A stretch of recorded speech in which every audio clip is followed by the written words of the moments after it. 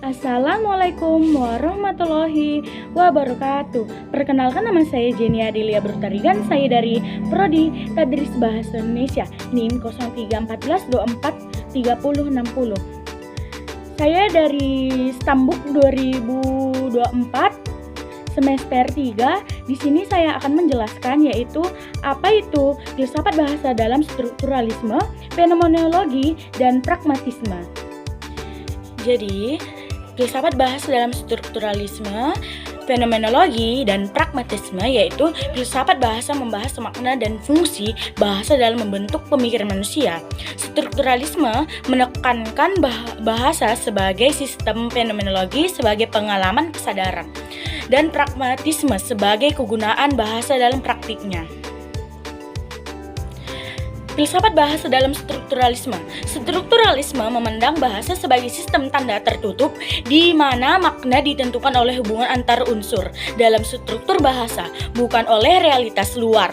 Kata bermakna karena perbedaannya dengan kata lain. Dalam sastra, teks dipahami sebagai konstruksi bahasa yang maknanya lahir dari keterkaitan unsur-unsur dan struktur. Filsafat bahasa dalam fenomenologi. Fenomenologi memandang bahasa sebagai ekspresi, kesadaran, dan pengalaman manusia. Bahasa tidak hanya berfungsi sebagai alat komunikasi, tetapi sebagai sarana mengungkapkan makna hidup yang dialami. Makna bahasa lahir dari kesadaran, pengalaman, dan interaksi sosial dalam proses pemahaman bersama. Filsafat bahasa dalam pragmatisme. Dalam pragmatisme, makna dan kebenaran bahasa ditentukan oleh kegunaan serta dampak praktisnya dalam kehidupan nyata. Bahasa dipahami sebagai alat berpikir, bertindak yang nilainya terletak pada fungsinya dalam bentuk manusia berkomunikasi dengan memecahkan masalah. Simpulannya, filsafat bahasa dalam strukturalisme memandang bahasa sebagai sistem tanda yang maknanya ditentukan oleh hubungan antar unsur dalam struktur bahasa.